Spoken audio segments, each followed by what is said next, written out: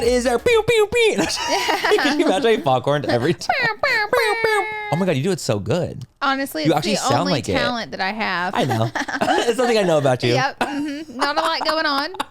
Not that in that pea brain. Not in the pea brain. Hi guys, welcome back to another episode of Full Coverage. You We're have excited to your favorites. be here. I mean, honestly, at this point, it's family. It's family. It's the full fam, actually. Ooh, my voice cracked. Oh, puberty. I honestly, as Daniel coined, full fam. The full fam. The full fam. I kind of like it. I like the full fam. It has a nice flow. I like it more than Fools itself. I think full fam like really just like adds. We like the energy from full fam. Yeah, full fam. It's giving me good vibes. It's giving us this candle energy. Ooh, we love the candle too. Yeah, so I really like it. Manny, what are we talking about today? Oh my God, what are we talking about today? Well, we have a lot actually. We thought it would be kind of fun to hit a couple different topics, to be honest. There's so much happening in the social media world, so we wanted to tap on a little bit of drama, a little bit of just information, and a little bit of engagement. Ooh, yeah, so it's literally just like everything. This is going to be one of those episodes where you're going to get it all. You're going to get it all Laughs, here today. cries.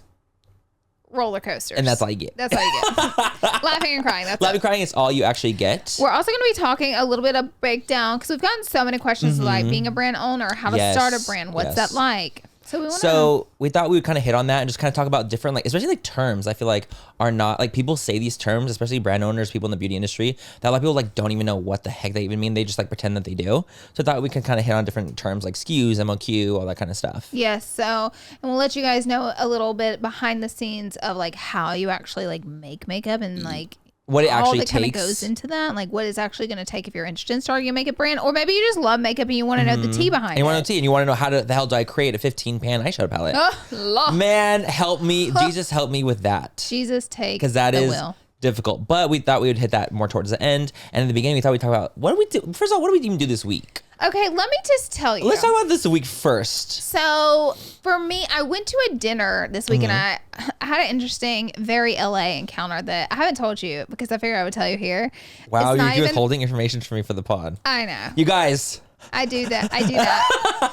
It's not even that interesting of a story, but I thought you would think it was funny. Okay, let me see. So I went to a dinner for a friend. It was quite a few of us there, and it was at a poppin' restaurant in Hollywood. So when I went to use the restroom, naturally the girls' restroom was a line. So I was like, that's fine. So me and my girlfriend, she was in front of me. I was behind her.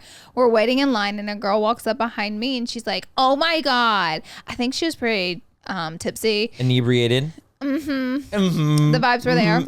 She was drunk off her ass. She was like, this is the line. I was like, girl, I know. It's long. And she was like, I had to pee so bad. I was like, I know, me too. Like, we were just kind of being like chatting about it. But anyways, I went back to talking to my girlfriend who I got in line with, Val.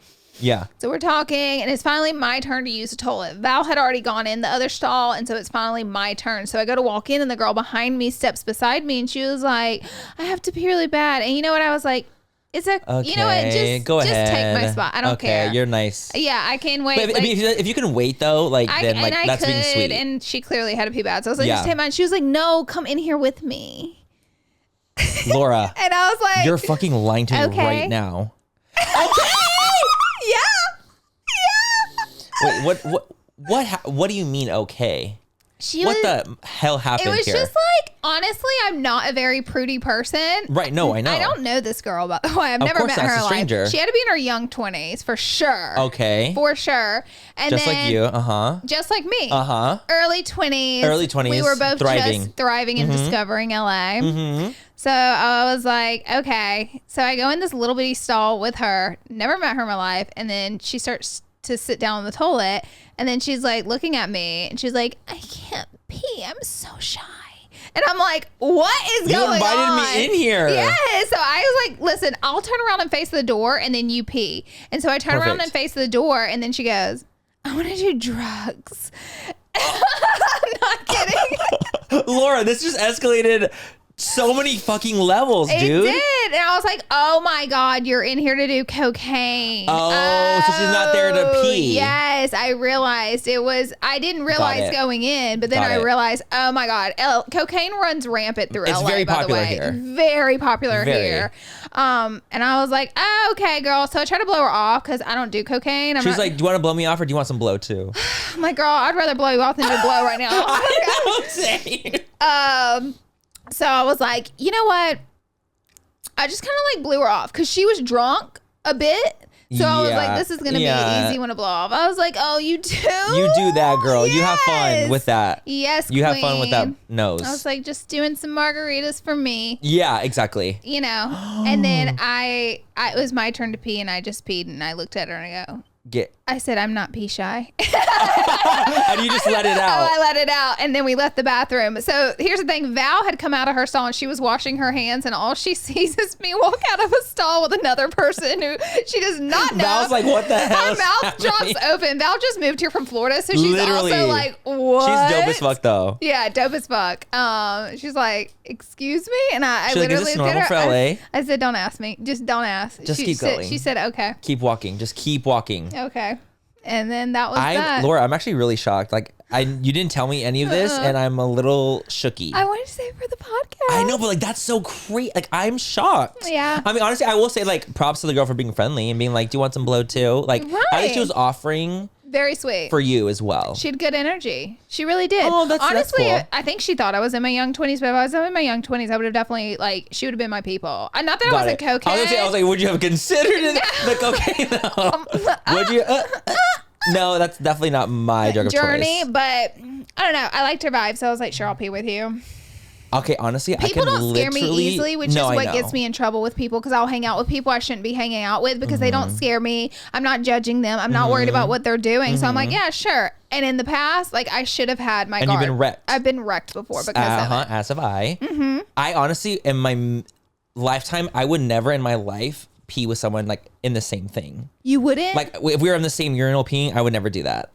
Like, imagine like two dicks in the same urinal peeing down a stream. Like, I would literally never do that. You would do it? No, unless I knew my pee was like crystal clear. So if a stranger, I don't want them to judge me if I have yellow pee. So if a stranger who wasn't flirting with you, because this girl was not flirting with me, like in a sexual way. Hey, let's pee in the same thing. I'd be like, absolutely not. You can go ahead.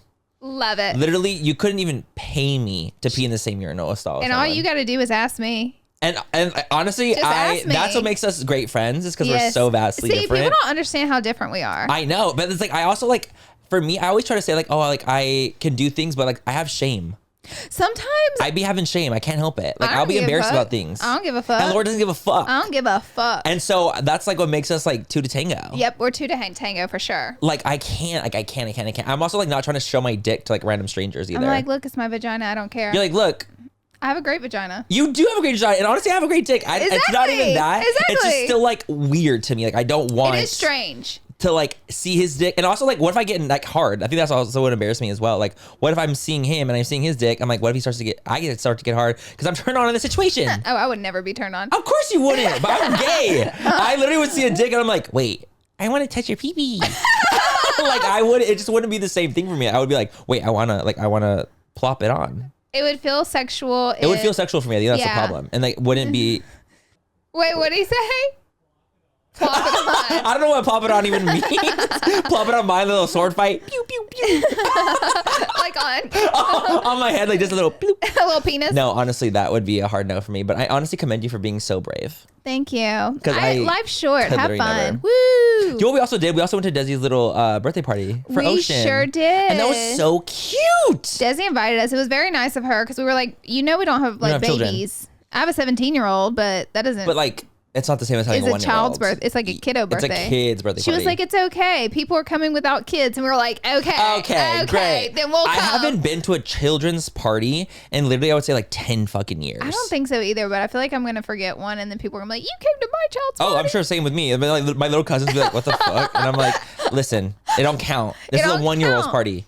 I've been to a 1-year-old's party in so long. Baby, that party was turned. It was popping. I mean, I ain't never been to a baby party like that before. I went to the baby party, so I was like 7 in the morning. You got to go early to the park to get the little like chair and the table. I'm like, okay, everyone go there early, 7 o'clock, get the piñata and stay. This was a different kind of kids party. It was a different time. It was a good time. It was a good ass time. It was good to see everybody too. We got to kind of catch up with a lot of people we haven't seen in a while. It was really, really cool. Good to connect with. We just wanted to say shout out to the party because it was really, really fun. It was really cute. Miss Perkins, Mr. Perkins. It was very cute. And little Perkins. I would like some Perkins produce while we're at it. I would like some Perkins produce. We ain't got none. We got store-bought produce only. I actually don't even eat produce. I think at one part of the party, I asked you to come with me so we can look at the garden that she always shows. You're right. We looked at the corn. Desi, we were all at your corn. The corn. Desi, if you're listening to this, we looked at the corn. Manny was picking bell peppers. I was not picking I also don't know what's ripe. Like, I'm like, when would I know when things are ready? Imagine like our purse is full of vegetables. Dude, could you imagine? We just like literally this just jacked her entire. We're the squirrel. We're the squirrel in the backyard taking all the fucking fruits and vegetables. Is there a squirrel that's stealing her veggies? I think there might be. Like, or like playing her. I think there's some critters playing her. I have a skunk, so touche. You're right, and I love your little skunk. Yeah, we have a device now. We have a skunk that keeps coming in our backyard, and now we found, because me and Ty are like the most humane trappers of animals. Of course. I have picked a rat the size of a football up by its tail and walked it outside. You're joking. With my hand. Have I not, Tyler? He's shaking his head yes.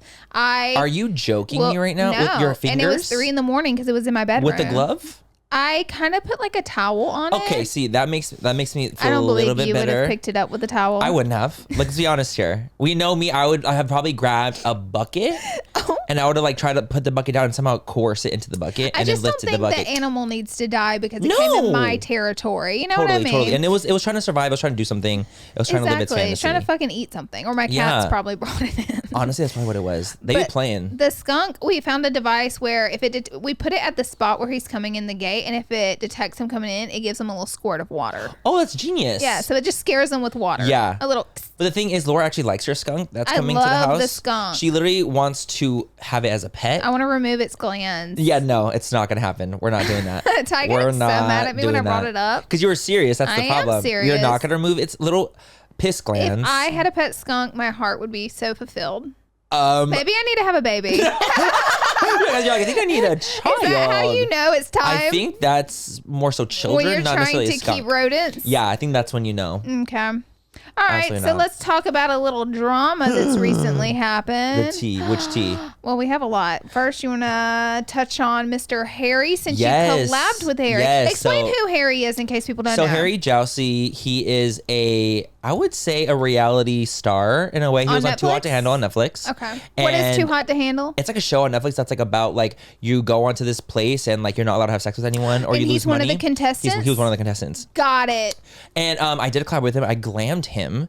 And it was honestly, it turned out fantastic. He was really, really cool, really down to earth, really sweet. But it just came out like literally today that it was like shown that he called James an F slur, which is like it's like a slur for the gay community. You know what I'm saying? An F slur, gay community. I think you can kind of put two and two together. You're picking up what he's putting down. You're picking up what he's putting down. So I saw that, and honestly, I was really disappointed when I first saw it because, you know, as someone who is gay, I'm like kind of like devastated by it because it's like people don't really say that word unless it's like used for obviously negative connotation. And I know a lot of the gay community and the queer community is like taking the word back and using it almost like as a joke, or it's almost like a, hey queen, like using it in that way. And it's like obviously us in a way trying to take a word back to take the power from the word so it doesn't have that kind of effect. So I'm sure if I would have heard him say that like, let's say 4 years ago, I'd be even more distraught. Yeah. But because I've been trying to like see it as, you know, okay, it's our word, it's a gay's word, like it's okay.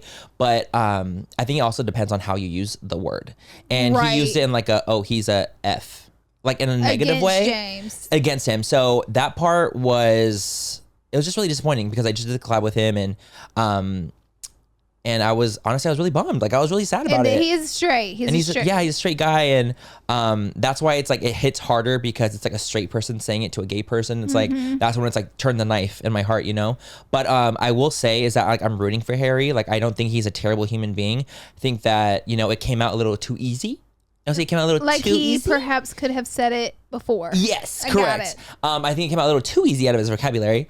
But I think that when it comes to... We hope he loses that word in his vocabulary completely. That word needs to come out of his vocabulary. No mas. I think that the thing is when it comes to things like this is about accountability, right? This is about holding people accountable for the things that they say and the things that they do. And I think that when there is some type of outrage or cry about a word being used against a form of people, then it's like, listen, like this is everyone telling you that this is not appropriate. And honestly, maybe he lives in his own bubble. I live in my own bubble. We all live in our own bubble in our little way. And like we say things that we might not mean in some ways for jokes or for a reaction.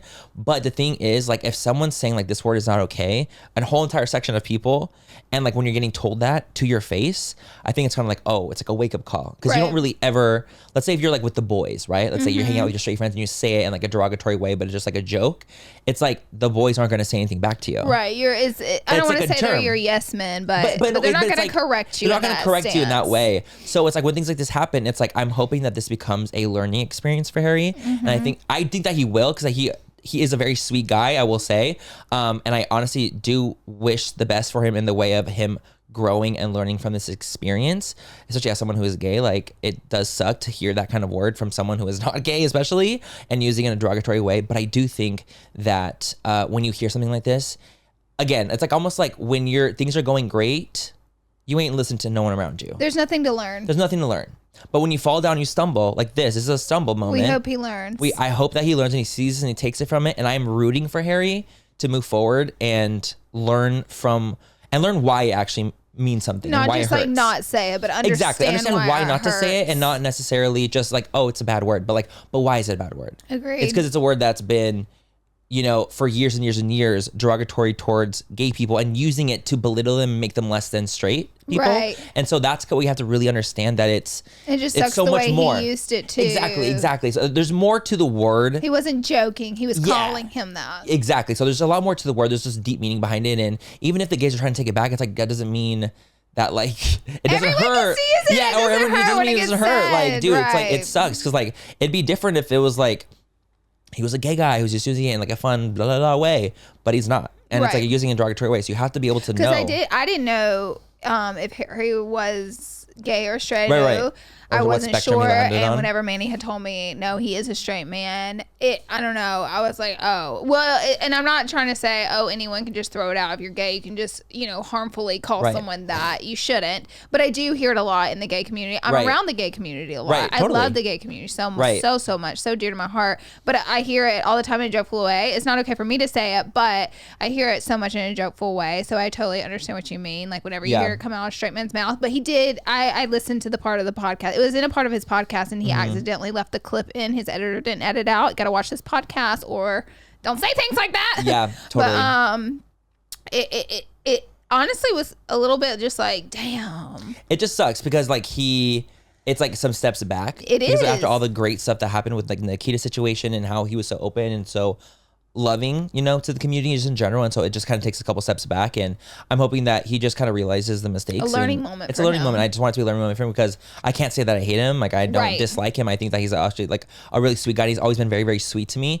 I'm disappointed it's a mistake that's been made, but I'm hoping that he just moves forward in the best way. And I'm sure he will. I am too, and I'm hoping the actual best for him in that way. All right. Well, if you want to move on to more drama, let's move on. Baby, it's official. The Ace family home goes back to the bank. Oh my gosh. So the gag is truly, to me. What's the gag? Is like they had just going like since the beginning, like, no, it's not happening. It's not happening, vibes. I think that's like almost is what is gooping and gagging everyone. That's the gag. It's like if it were to just happen and like it just happened, like, oh, that sucks. But like it's the constant denial and beating around the truth situation that makes it a little bit more like, girl. I feel like honestly, people wouldn't even like go as hard on them if they owned one thing that they did, but it's like they pretend that they've done nothing. So people, that's their issue. That's the issue is that it almost feels like everyone else's lives like don't affect them, right? And like nothing affects them, and like they're gonna just live their fantasy whatever the way they want to, and it doesn't matter who gets hurt, doesn't matter X, Y, and Z, it doesn't matter what their audience thinks, doesn't matter what they put out, it's just always gonna be the same shit. So it's like, dude, you can't, like, this is why it happened, like this is why it's like people are like, oh my god, because it's like you've been so phony constantly. Yeah, it's just another layer of that, dude. And I wonder, like, now that the house is like owned by the bank, they're supposed to get evicted, which Ty was telling me in the state of California it could take 30 to 60 days to evict someone. So if you see them there for a while longer, that's why they haven't been evicted yet. So does that mean that the auction will continue, will it take place then? I think not while them living there. I think the bank owns the home, so the bank will probably try to resell it instead of auction it. Oxygenation the home. Clearly I'm a professional on these things. Got it. So other than auctioning it, it's tough. You did it to me. Auctioning off the items. So then do they just get to keep all the stuff that's in their house even though it's been foreclosed? I'm not sure. I'm not sure if they do. I'm not like a professional when it comes to Because I remember estate. the first episode of Schitt's Creek, and they took all their stuff. The wigs. She kept Moira the wigs. Moira her wigs. It's like, don't touch her. But that was, I believe, had to do with them being sued, and they owed money, so they were able to take stuff for Schitt's Creek. Well, I think that was because they owed money. Yeah. And but it was literally doesn't the everything Ace family possible. owe like $8 million? They owe money. So it's like, how are they not taking this stuff inside the house? I have no idea. We also don't know any kind of legal workaround. We're just wanting to talk about it a little bit, just hit it and cover it like fools do. We're just covering what Sam had posted on it, to be honest. We are just covering Sam's post. I want you to be on. Period. But you know what we're going to do right now? What? We're going to take a break. Okay, let's take a little break. And we'll be right back after this.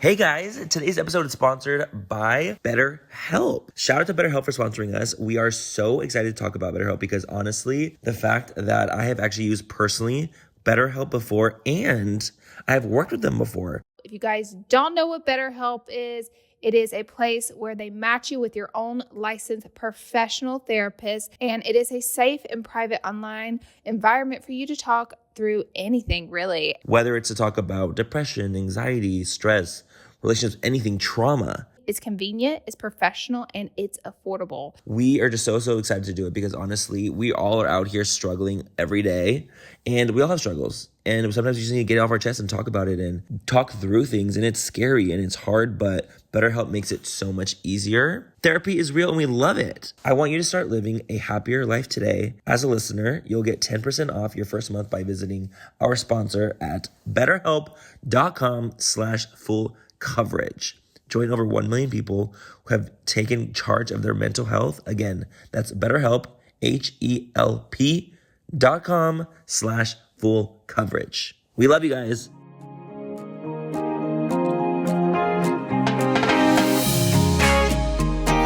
And we're back. And the browser Phil. Hey. Back in the browser Phil. Hey. We're back. Okay. And that's it. And we're back. And we that's have a wrap. one more topic we want to talk about because I'm real freaking excited. Oh my God. I'm honestly elated. I'm not going to lie. Kourtney and Travis Barker got engaged. Oh. Okay, wait. Just angel music. Did you see this on TikTok? A girl did investigation. These girls be popping off. They also found out Kylie was pregnant before she announced it because of her nails. And these girls on TikTok be going hard on the Kardashians. They do the Lord's work because I can't be investing that much time into them. Oh no, we just report on it. We cover it. Exactly. But they were already engaged in Vegas, and they did that scene was for the new show on Hulu. So they reset it up so they would be able to film a moment of them being engaged and get it on camera. So basically, they were already engaged. Wow. They've been engaged. Mm-hmm. Honestly, I mean, regardless, I'm happy. Like whether it was then, whether it's now, anything. I don't. Baby, the math, it don't matter. Do what you gotta do for them ratings, honey. You got to get that fucking view. We got a Kim divorce. We got a Kylie pregnancy and a Kourtney engagement. She's 42 years old and the first time getting married, right? Honestly, yeah, and I think first time getting proposed to ever. Honestly, the cool thing about this too is like this goes to show that like you can be any age. Getting engaged, finding love. Start your love life. Yeah. Like you can do it. But you know what's driving me crazy is people feeling bad for Scott. And I hear you because I feel bad for Scott for 2 seconds. And then I said, Travis Barker did in 11 months what Scott couldn't do in 11 years. Yes. I saw that tweet on Twitter and I was like, it's the truth. It's the truth though. It honestly he really cheated is. on her. Mm-hmm. He had substance abuse issues, which I'm not saying she should have left him because of that, but she tried to work with him on that, and clearly it didn't work. You know, she was suffering going through that. So she went through so much with Scott, and it's and so much unhappiness. And like, do you remember that episode where she reluctantly invited Scott on their vacation, and then Scott ended up coming, and then Kim found a girl in his hotel room? Is that the one where she like goes like, you off? Fucking whore? Yeah, get out of here, You're whore. A slut. Yes, I remember now. I remember. Got it. So that's then. That was then. I've seen that episode. I will Kourtney not was lie. on that trip. I don't watch a ton of Keeping Up. Like I've not watched a lot of it, but I have seen clips like that, and I have seen that episode. Yeah, because it was such a huge thing. Because I was confused by it. I was like, why is she doing this? The fact that Kim did that for her sister and like literally drugged that girl out of the room and was like, go. About to be by her literal head. Her hair. But like honestly, like is it but the girl's fault or is it Scott's fault? It's not the girl's fault, but girl, you know who Scott Disick is. But you know exactly what's happening. You know what time it is. Kourtney Kardashian is. You know what time it is. You know what time it is. So it's both of your. When it's the point when it's someone like Scott Disick and you know you're in the know, it's both of your fault. You're gonna get wrecked. I'm gonna scream at you too, just like I'm gonna scream at Scott. You're gonna get wrecked. So it's like, let's all back off feeling bad for Scott for 5 minutes. For a second. And give a female a moment. Please. Because I feel like because she's a girl and it's like, oh, let's feel bad for the guy. Let's feel bad for the guy. No, let the guy rot. I mean, not rot, honestly. I'm just trying to be like, Scott, I hope you're happy, but dude, I ain't feeling bad for you, bruh. I'm not feeling bad though either though, because honestly, I'm too happy for Kourtney to feel bad for Scott. Bingo. Period. Like, I don't give a fuck about his feelings in the situation. I care about Kourtney and her happiness and where she's going with it. And I mean, honestly, like, it's an engagement. Like, you want it to be the happiest time. Why the fuck are people focusing on Scott when it's about her and Travis? Exactly. I don't get it. Like, I literally don't understand why the fuck they're focusing on Scott. It's like, darn. Okay, move on. Let's talk about the happiness. He had 11 years. Next. Yeah, exactly. Next. So I'm honestly just very happy for Kourtney and I'm happy for fucking Travis. And I hope that they have the most amazing life together. And I hope that it lasts forever. Me too. And it's a forever love. I hope it's forever too. I want a forever love. I also was like one of the biggest Blink-182 fans ever. So Travis Barker. Were you? Oh, ever. This is when you were in your scene days, right? Yeah, but I was really young when some of their like big songs came out. I remember for my family, I pulled a step stool out of the garage and dressed up like a rocker, and I performed one of their songs for my family. And my family had to sit there. And, they're like, and I remember I had a stick with duct tape on it for my mic. Not kidding, I have pictures. And I performed Blink-182. Huge fan. Yep. And you sang it with your actual voice? I did, with my voice. Oh. But the music was playing too. Okay, so there you like go. I sang you're with them. Like lip syncing in a way. Lip syncing for my life. Got it. Mm-hmm. You were death dropping too?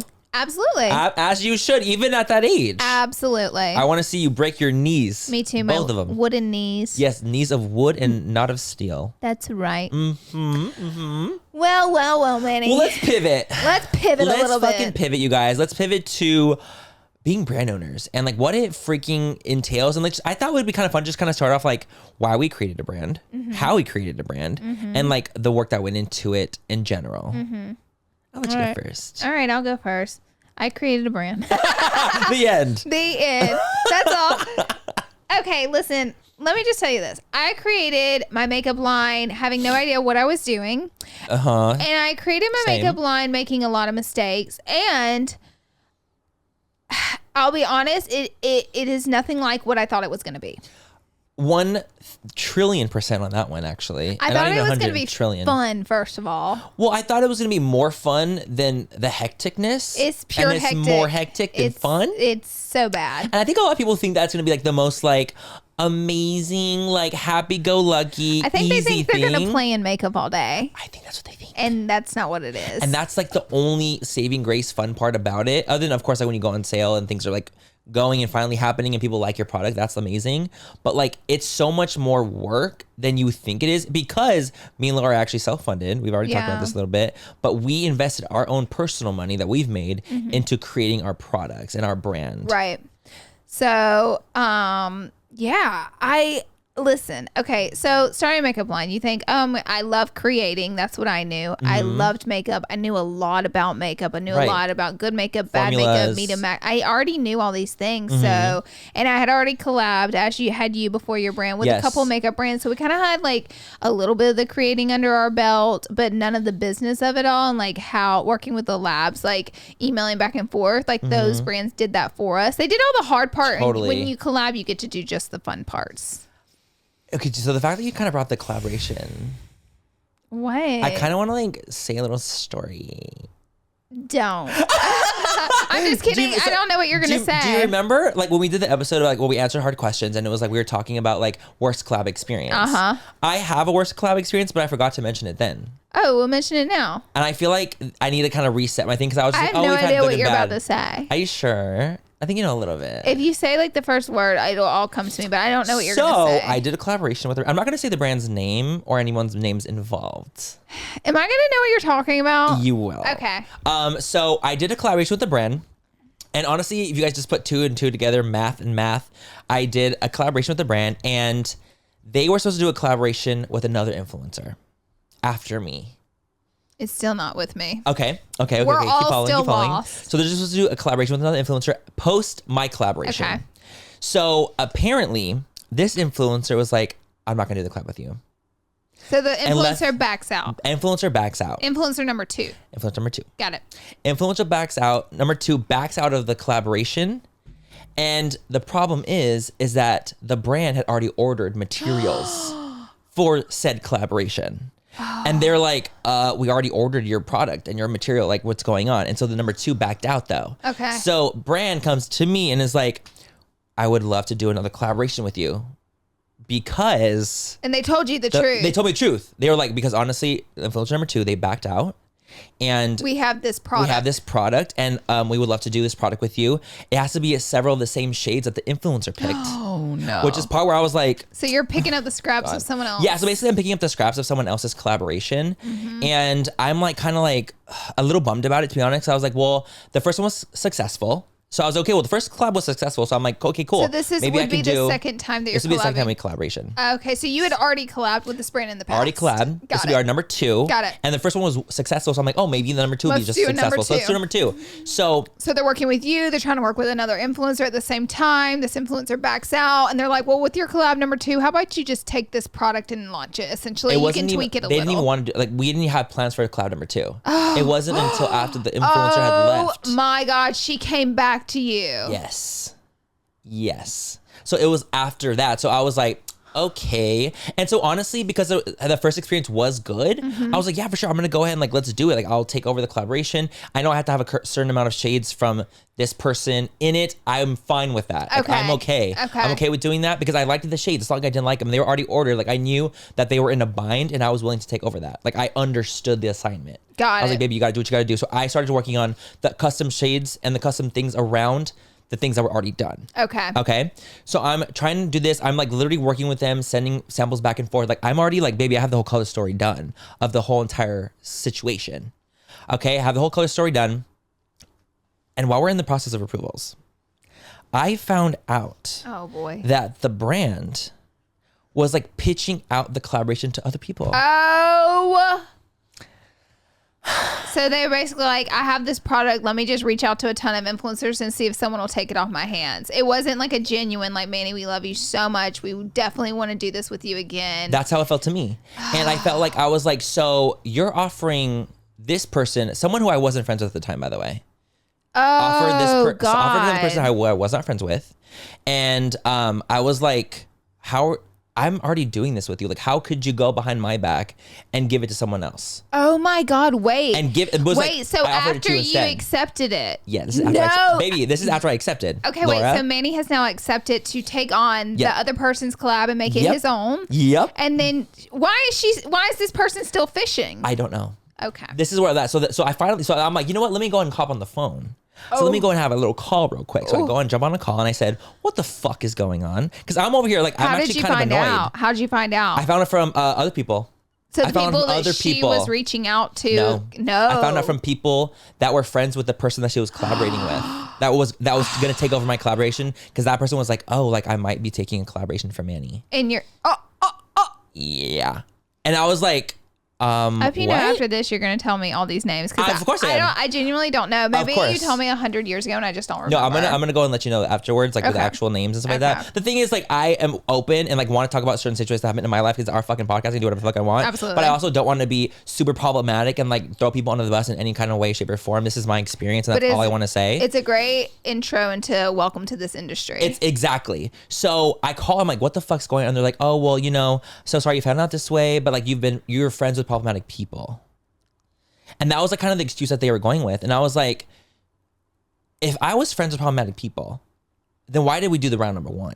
Exactly. So I was really, really confused. And honestly, it like broke up our friendship for a long time because we were friends before we even did the collaboration. But I felt so, in a way, backstabbed because I'm like, so not only did I take one for the team for you because the other influencer backed out on you, I took over the collaboration. And then you're vetting out that to someone else?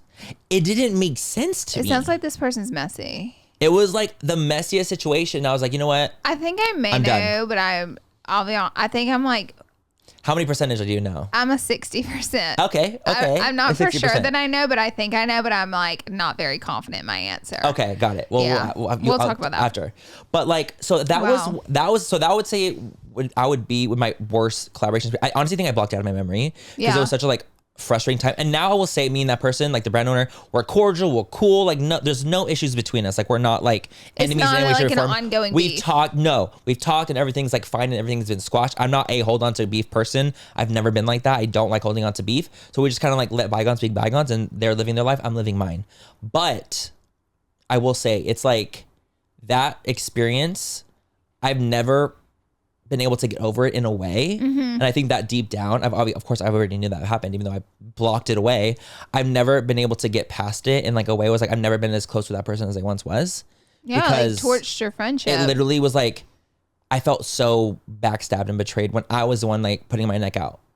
You know what I mean? Yeah. So that would say that was my worst collaboration experience since we talked about collabs. I was like, wow. I just remember this like literally, I'm not kidding you, like 2 days ago, and I was like, why didn't I say this for my worst collab experience? And I think I blocked it out. There's always time to talk about it. There's always time. There's always time. So I'm like, you know what? I just thought I would bring it up because honestly, it kind of goes to show that it can be a really hairy, messy situation when it comes to the beauty world in general. And I was like, dude, this like, it sucked. It really genuinely sucked. And hearing that from someone who I like put my neck out for, and that to happen to me, I was like, this isn't cool.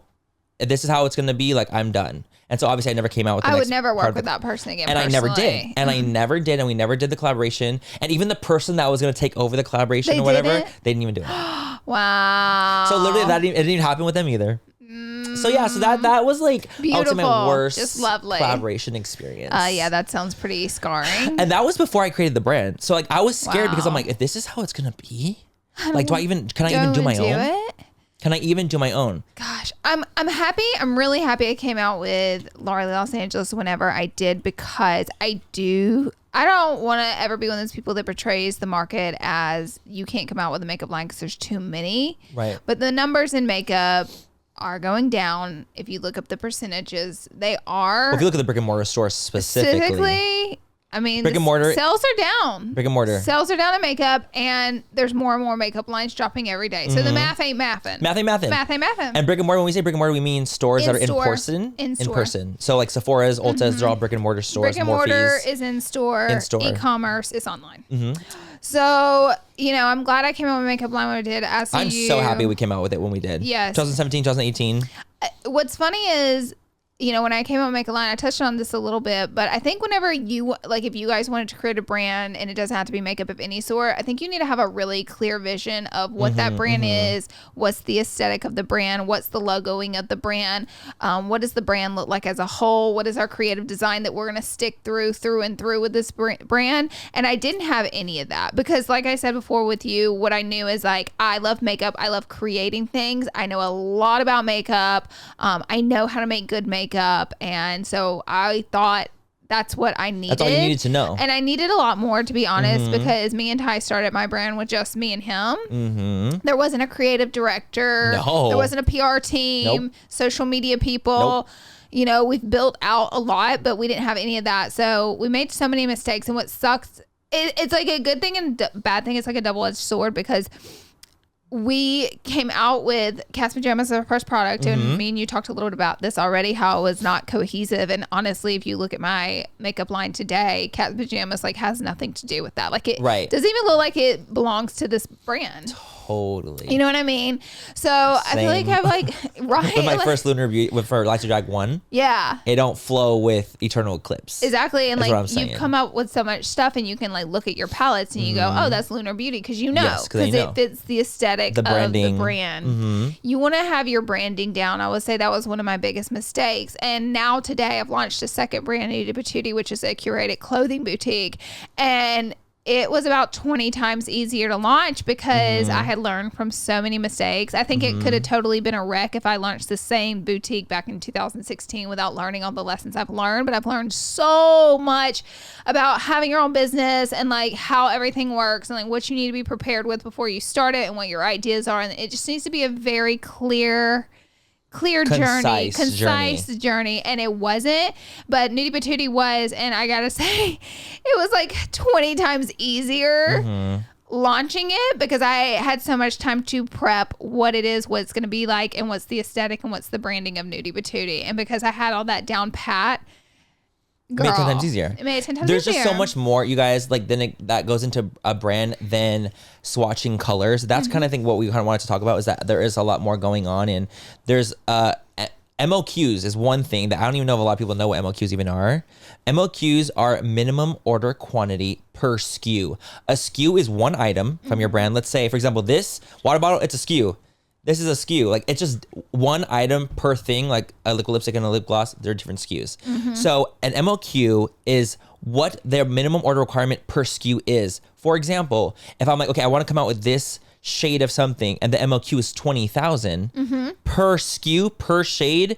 Do you know how much money that is? Do you know how much money you can have to pour into something? This is why also a lot of indie brands, especially the smaller indie brands, the MOQs tend to be are honestly too high for some different places that they don't launch tons of things all the time. They have smaller launches than bigger brands do because MOQs are so high. I mean, I've had a lab that I was like, oh, I want to work on this project. And they're like, the MOQ is gonna be 50,000 per shade. I've had that too. And I was like, what? Yeah. So imagine, let's say a blush palette. I've come out with a blush palette before, and blush individuals. I come out with the blush palette, 6 shades in one blush palette. MOQ of, let's just say 20,000. MOQ. 6 individual shades, 20,000 per shade. That's 6 times 20, 120,000. That you gotta buy. By SKUs. So imagine how you're gonna end up going with the blush palette for 20,000 MOQ instead of the blush individuals for 120,000. I think that for a small business, makeup makes it really hard to do a small indie business. So if you want to do like a small business of jewelry, or you want to do a small business of other things, it might be easier. But I think makeup is one of the hardest industries to do if it's going to be a small business, because labs cater to conglomerates such as Estee Lauder, the big brands, L'Oreal, and then all the brands that they buy, because that's who's backing them and that's who is like can easily work with them and like their crazy requirements. Labs, honestly, I don't want to say it's like pointless for them to work with, but I will say smaller brands are less on their radar, and they honestly care a little less if you're not like a massive conglomerate that's going to make them billions. Even one of the labs in the US I use, I'm like no longer even using, because it's to the point where they've raised our prices so high at the lab that I'm like, I can't even pay this. That's the same thing that happened with us. So I was answering questions on L'Oreal Los Angeles the other day, and someone was like, did you switch labs like Manny did? And I went ahead and told him I did. Yeah, exactly. Because I think they've lost their mind in the ripping. They're ripping marbles. people off. It's a rip off. And what happens in turn of that is you guys get ripped off. Yep. Because we have to overcharge. We have to overcharge because of what we're paying for a product. So I'm getting ripped off, then you get ripped off, and it just becomes this cycle of everyone getting ripped off and the lab running home with their bank. And the thing is, me and Laura are not gougers when it comes to our beauty brand. I'm not going to gouge people. We don't like to gouge. We want to give things that are at a fair price, awesome quality, fair price, and we work on our shit. Like, that's like what we pride ourselves in doing since the beginning of our brands. We had stuff that was at an affordable price point that wasn't going to break the bank, but still beautiful products that would actually work well and know that we killed ourselves for. This same lab kind of hurt our Nudie 2 launch, because the way they played us a little bit was, so conglomerates create makeup about 3 years early, whereas so makeup takes about a year to create, but where you have conglomerates, which I mean the big dogs, Estee Lauder, huge brands, Urban Decay, and all the brands that they own. Think of these huge brands. So because they have so much red tape and testing and corporate ladders to climb with the products they come out with and approvals, they'll start creating something 3 years before it comes out. So the stuff you're seeing on the shelves from Maybelline and Target, that stuff was created 3 years ago, and then it went into production. But they do all their business way early on, whereas a smaller brand were able to create a year out, like a little quicker. It's a little quicker because we don't have the overhead of like having to do like a type of person that like needs to approve all the things that we want, because we already approve it. It's us. We're approving all this stuff. It doesn't go through 30 old men in corporate. It goes through Laura Lee. Do you know what I'm saying? Manny. So you're saving a lot of time. So much more time saving for us. But the thing is, like, because that is like a lot of times we're like, oh well, we have like weights for the lines. Well, this lab played me because they knew, they were like, I was like, okay. Everything's approved. We have to place our PO, which means PO means purchase order. You pay 50% of your purchase order whenever you place the order for them to manufacture your product. And then once it is in your warehouse, you pay the other 50% of the PO Some purchase labs order. will allow this. Some would, like, we want it all. Some want it all up front. Our new lab wants it all up front. Our new lab wants it all up front. And we're like, okay. Great. Well, I'm like, well, honey, there's goes my bank account. It better be perfect. But anyway, so this lab, anyways, we placed the order. We're like, okay, we need it. So we'll have it in time for Christmas. Nudie too. Right. We'll need to place this order ASAP. And they're like, great, go ahead and place the PO. We'll get it to you November. You can launch. We're like, cool.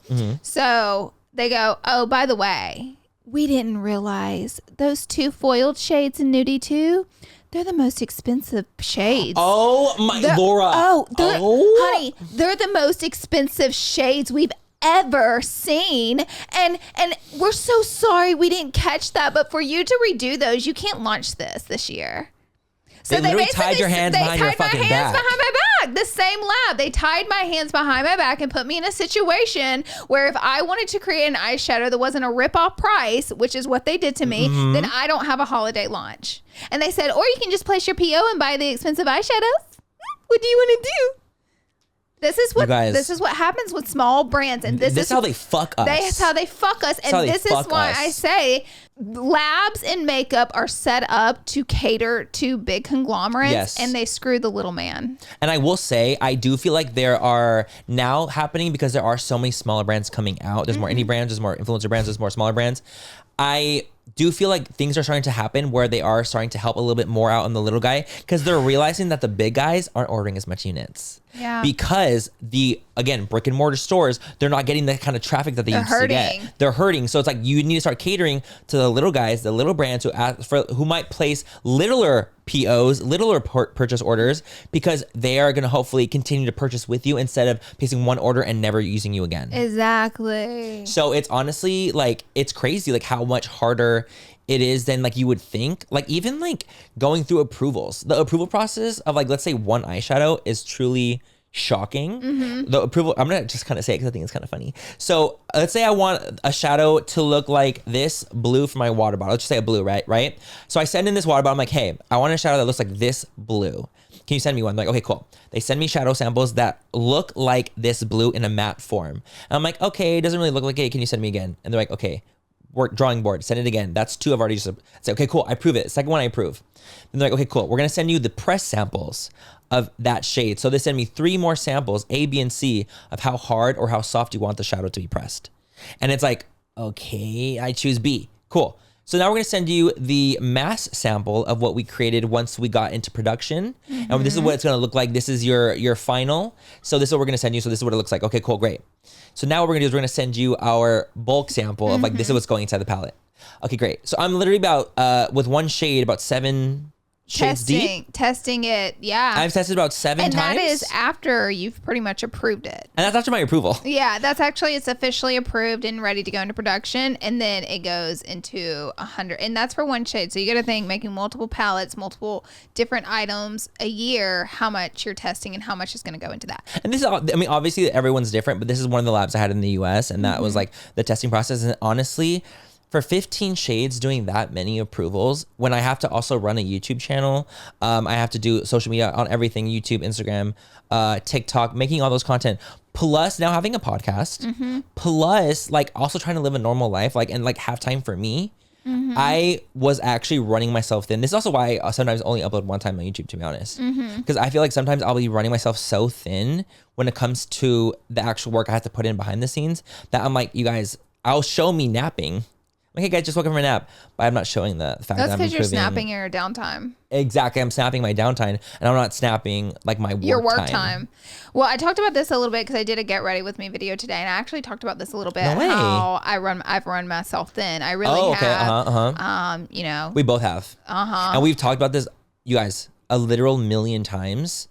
Me and Laura have talked to each other like, dude, like we can't keep going the way we've gone. So next year I plan on like downsizing my life a little bit because I don't really get any free time, and if I do take free time, I am punished for it like quickly, like later on, like shortly after. It's like things just more so pile up than me actually getting free time. So the whole time I have any free time, I'm just set with a ball of anxiety of things I need to be doing. And it's like, honestly, I don't want to say it's not a life worth living, but how am I supposed to live, love, laugh in these conditions? Well, the thing is too, like when you're like life's happening when you're working. Like you can't like just expect like to like one day have a break. Like you need to make the break happen. 16 hours a day, 7 days a week. When is my life? When? And I know it sounds like kind of because it's like you're just doing social media for a living. And it's like, no, honey, baby. no, baby. There's just so much media that goes. Is actually like a smaller fraction of what I do. Yeah, there's just so much that goes on behind the scenes too, especially like when now we're running brands. That it's just like I can't. We both can't keep going the we have kept going. Well, now we've added the podcast on too. And now we've added the pod on. So now we're like. So literally I do press, I do podcasts, yes, press, I do 2 videos a week on YouTube, I do Instagram posts every week, I do TikToks every week, I tweet every week, I IG story every day. I run one and 2 brands. You know, it. Literally same other than 2 brands. I have 1. You don't want to. You don't. I don't want to though. You don't want to. I do not want to. I can barely handle the 1. And I know everybody's advice is like delegate, and I'm like, trust me. And you have. Oh, honey. Baby, Tyler?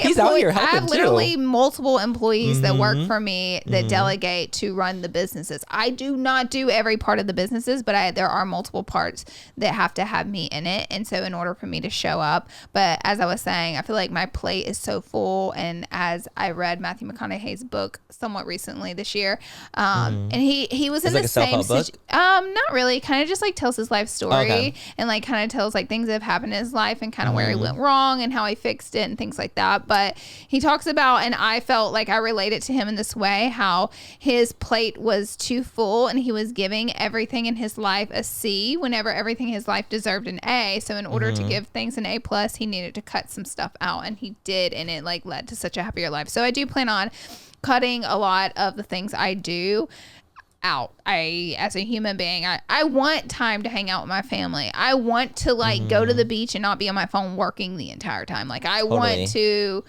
do normal things that people do, even people that work 40 hours a week. Like they'll take the weekend to spend a little time. Like people be like, I binged the whole TV show. That's the problem. We don't get weekends. There's no weekend. You're working on the weekends. They're like, oh, I binged this TV show, and I go, I don't get to binge a TV show. I get like half of one episode in. I'm only able to, and I only can binge if I'm binging from about 9 p.m. to about 2 in the morning. I have to go to bed because I'm up at like 7 a.m. But she gets up earlier. I get up around like 9.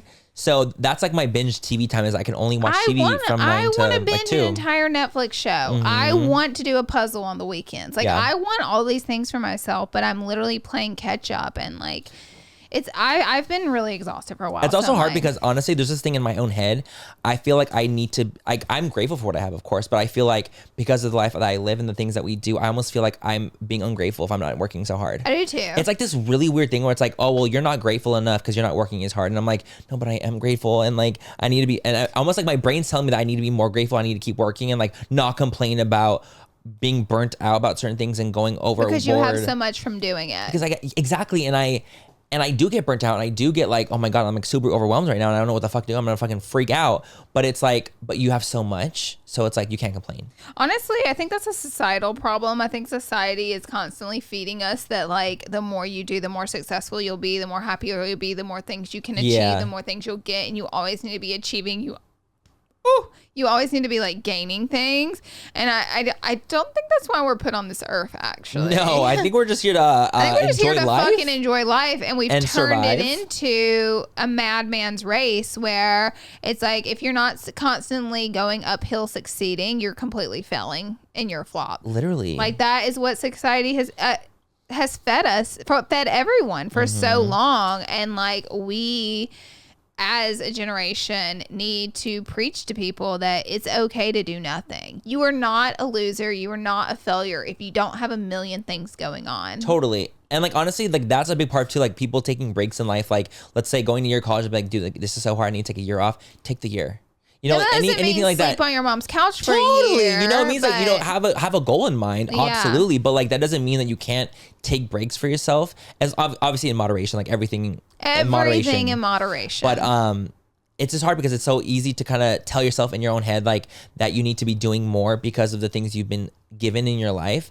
But like you also have to listen to your mind and your heart and like know that like, for example, with me, like I obviously suffer from anxiety and depression issues. And like if I'm getting to like a big depression and I'm working myself to the bone, I just know I'm going to blow up even more when like the depression hits me hard, you know, and I need to kind of like know that I need to take care of my mental first more than like I need to take care of my YouTube channel first. The thing is, I feel like I'm going to be on my, I will be on my deathbed one day because I am not immortal. Right. Newsflash, I'm not going to live forever. I didn't know that. Yeah, okay, it's got true. it. I will die Good one day. for you.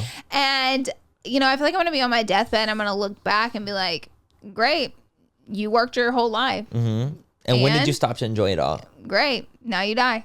That's what I feel like is going to happen. I know that. Honestly, it scares me. And it's like, yeah, sure, there's great rewards for my hard work, but it ain't always about the reward. Bitch, pre-2018?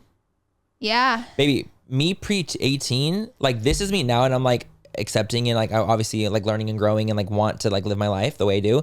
Baby, me to pre-18, I was like, I just need to go. Like, what's a break? Never heard of it. I literally, I was recently doing press for like my house tour and like what inspired me to redo it. And I'm like, girl, I've been trying to redo my house since I moved into it. I just haven't had time, and the pandemic happened, and I ended up with time to actually do that. Yeah. But I'm like, no, I always wanted to. I was just busy traveling everywhere all the time. I was and just doing never things constantly. gone all the time. So now I try to be home more, but since I've started a second business and the podcast, like I picked up more things. So I'm like, I just replaced those things with more things. So I mean, but luckily you're gonna downsize a little bit more too. Well, and so I'm gonna do more things as well. My goal for 2022 is to do less things. We're not gonna pick up any more things, and then we're gonna drop some things off. I don't know what everything's gonna be yet, and like what all I'm gonna do, but I have like the opposite goal for 2022. Right. But the thing is that when you take on a lot, do less. When you take on a lot though, you have to do less because you're gonna literally run yourself into the fucking ground. Oh, I have. And you will be 6 feet under, being like, "What the fuck did I just do?" I've literally ran myself into the ground. Yeah, so have I. And I gotta polish out this year, and I'm gonna polish out this year. Totally. Working hard. I'm gonna work my 7 days a week. And enjoy the misery of it all. But next year, I'm gonna change things.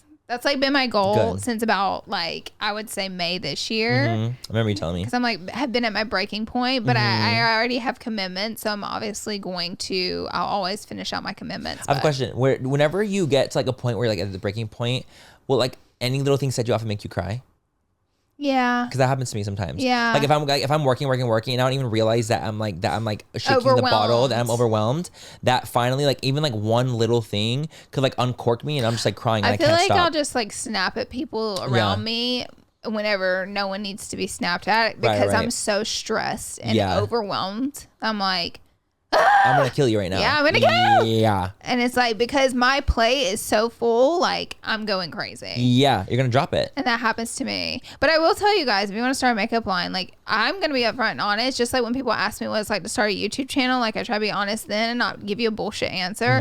It's hard. It's so hard. It's a lot of work and it's hard and a lot I just wish we knew more. It. Yeah. Before going into it, I wish I knew I was just more prepared. I wish someone would have told me how expensive it is. Yeah. I wish someone would have told me about like lead times and just like how labs will play games with you and fuck you over. And fuck you over. All that stuff. It's just like I wish, and I had to learn all these things, as did you, through the experience of having a makeup line. So, totally. And it makes it not the most fun process, but I feel like that's everything in life. But then I started Nude with Tootie, and because I learned all those things, it's been more of a breeze. Yeah, and like honestly, and I feel like I've also got to the point now where my brand, it's like rewarding and I'm happy and I'm having fun with it, and like I'm getting to the point where it's like I'm having fun with the process, and like not that I've never had fun with it. I've always had fun with it, but like kind of taking the joy from it. Like I have to remember to like know that it's like gonna be okay, and like, you know, things like there's things out of my control. The port's out of my control.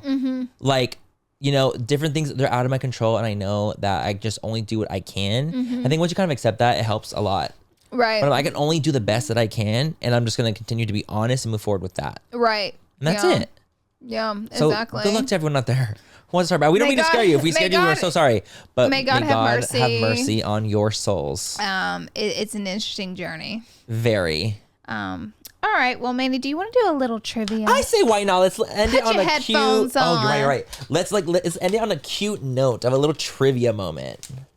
The headphones are headphoning. Oh my God, I hear myself so clear. Me too. It's so strange. Who's ready for a little trivia time? Tyler. What's up, guys? We're ready for some questions. This time I ask kindly, can you please give us an A, B, and C because I'm an idiot. I think A, B, and C is really, really fair to ask at this point. Listen, if I was, what's his name? They'll tell me Neil Armstrong. No. Neil deGrasse Tyson. If I was Neil deGrasse Tyson, I don't need an A, B, and C. Got it. But I'm not. An astrophysicist. He's an I love him. Is that the Jeopardy guy? No. Okay. I'm a big fan of Neil. I've listened to a few podcasts. Oh, okay, got it, guys. So he's just like a podcast dude. I'm just like a smart podcast guy. No, he just goes on people's podcasts sometimes because people like to pick his he's brain. On TV a lot. But he's also his own TV show. Exactly, and he also like he's charismatic. So okay, so he's like fun, but a genius, but smart, smart fun guy, like me. Smart fun guy. It's a little different. It's a bit different. Okay, down. All right, we're ready for some Fool questions. Yes. Fool questions. All right. Yes. First question. I'm going to give you guys a few softballs here. How many colors are in the rainbow? Okay, wait. So are you going to give us A, B, and C? I'm going to give you A, B, and C. Okay. Colors of the rainbow. A, 1. That's a trick question. B, 5. C, 7.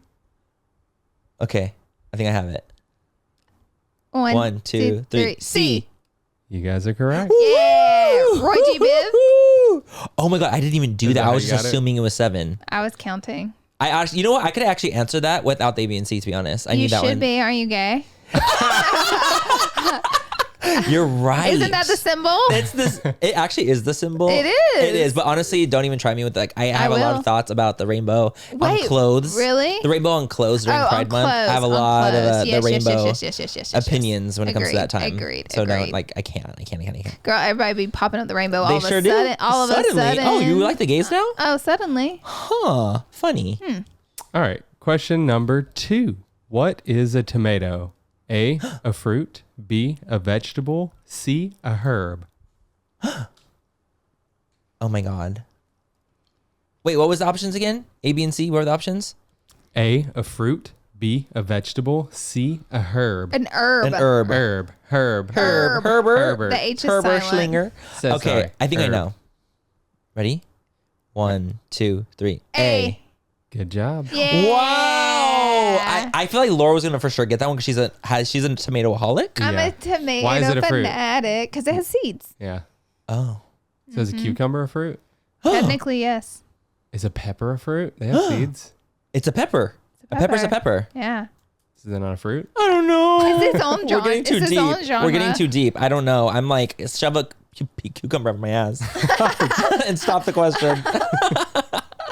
All right, question number 3. Okay. How many Harry Potter books and movies are there? And I'm talking combined. I want a combined number. Combined? Oh my God, wait. A, 10.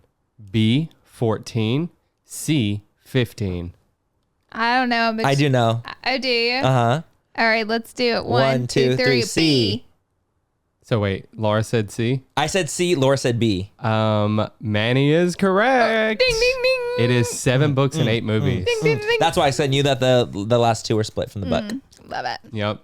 Good job, Manny. I All wish right. Laura was more competitive because it makes it more fun when I beat her. I'm sorry. I'm not a competitive person. I'm like, does someone here need to lose so feelings aren't hurt? Because I'll be the loser. All right, next question. Okay.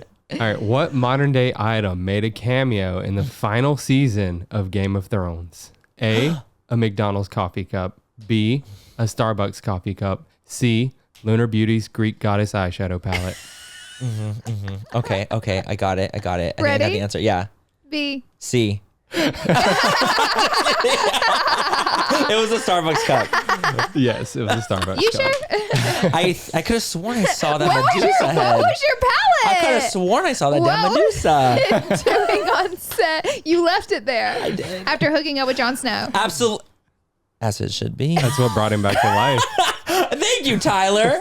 That good. You brought him back. Maybe I be getting that buzzy. He don't. No, I don't. All right, I have 3 more trivia questions for you guys that I'm gonna need you guys to write down. Okay. Because Ooh. it's not A, B, and C. Okay, wait, and give I me a want your second. answers. All right, I know you guys remember this scandal. Felicity Huffman, Lori Loughlin, Olivia Jade were among dozens of individuals involved in what 2019 investigation? I want what the FBI named this investigation. Are you joking right now? I will give you a hint. Oh, we have hints? Operation blank blank. Operation. And it's a spin on a movie. Operation. Oh my gosh. It's a spin on a movie, and I think I got it. Okay, I think I have it too. 1, 2, 3. I have Operation Row Your Boat. Operation Rich Bitch. You guys are incorrect. Both of you. It's a spin on a movie, Operation Varsity Blues. You guys don't remember my that gosh, that's hard. I would have never known. I would have never known that either, honestly. I thought Row Your Boat was pretty good, though. I like Rich Bitch as well. Yeah, Rich Bitch. Rich Bitch. That could've Imagine been cool. the FBI names it that. Operation All these Row rich Your bitches Boat. up in here. Oh my God. All right, Okay, next one. Next one. Name all of the Sanderson sisters from Hocus Pocus. Stop. Let me cheat. No, don't you dare. I already have it This done. one's festive. Wait, You guys no. better get I already this. have I it. have two that I know. Hold on, let me think. You're let going me to be think. disowned if you don't get this. I will I actually know. personally just kick you out this Very window. fair. Hold on. I know for a fact two. You know them. Actually, you technically know them all, but it's like when you're on the spot like this, This is I get what's- it. I have it too. I have it too. I can't. I can only think of two. Okay, reveal. I have Winnie, Sarah, and Mary. Mary. Mary. I got Winnie and Sarah. Winnie, Sarah, and Mary. You have to say it like the... Moo. Sister sing. Amok. Come on. I love it. Fuck yeah. All right. Last question. You ready? Yeah. I want you guys to name all the Kim Kardashian and Kanye West's kids. Girl. You got me fucked up. There's with that. 4 of them. There's 4. 4? Yes. Okay, North, I'm south, writing east, number west. Wait, what? Oh. Okay. 4. I only know 2, to be honest. Is that terrible? That is terrible. How am I how are we a fucking podcast channel about pop culture? I know 2 of the kids' names. I think I might have one wrong, but I'm gonna try. Okay, reveal. I only know North and Chicago. Okay, North Chicago, Saint and Psalm. You're right. Ding, ding, ding, ding, What ding. the hell? Lord, that was like I knew Saint too. Fuck me. That I was forgot about iconic, wasn't it? I forgot the other one. Psalm. Psalm. I forgot that one completely. Love it. Dang it. That's good, Laura. That's honestly kind of iconic of you. I appreciate that. She loves Kim. It is what it is. It is what it is. It is what it is. All right, guys, that's it for this episode of Full Coverage. I guess I've been hearing it, listening to it, getting a little more insight on what's going on in the, in the world, in the pop culture world, but also what actually happens behind the scene in like a beauty brand and how tough it really is. It's not just fucking games and chill all the time. But you want to know what's more important than all of that? Being happy? No. Oh. How Dolly Parton created the song 9 to 5. You are so right. Listen, guys, From she tonight was to on 5. set. What was the movie, Ty? She was on set to her movie, you doing the- Dolly Parton, I and don't she remember. had her acrylic nails Uh-huh. done, and she was creating the beat with it, and she sat there like this. Dude, it's honestly really cool that she did that. And then I she watched that and I started was looking around and like noticed people working for the man and like doing all this stuff. She started writing down lyrics and she made the song and then she made the beat with her you hear acrylic mine? nails. Girl, that's dust. That is dust in the She's wind. so iconic. She is a fucking living legend. She's top 5 my favorite human beings on earth. Oh, honestly, I could see that Miss for sure. Dolly. And I love her too. She's an icon. A legend. The All name right. of the movie is 9 to Don't 5. forget, you guys. 9 to 5 is the name of the 9 movie. to 5. Yes. I didn't know that was the name of the movie. Yes, and it's other Jane 9 Fonda's to in it. 5. Miss Fonda's in it. Should we start singing? Like, should we start being cover? Should we be a cover Working band? 9 to 5. Nope. What a way to make a living. There we go. All right, we're leaving. We're gonna go, guys. We love you. Don't forget to rate and subscribe and comment down below what you guys thought. And we love you guys so much. I want to see you in our next episode of Full Coverage. Bye, guys. Bye.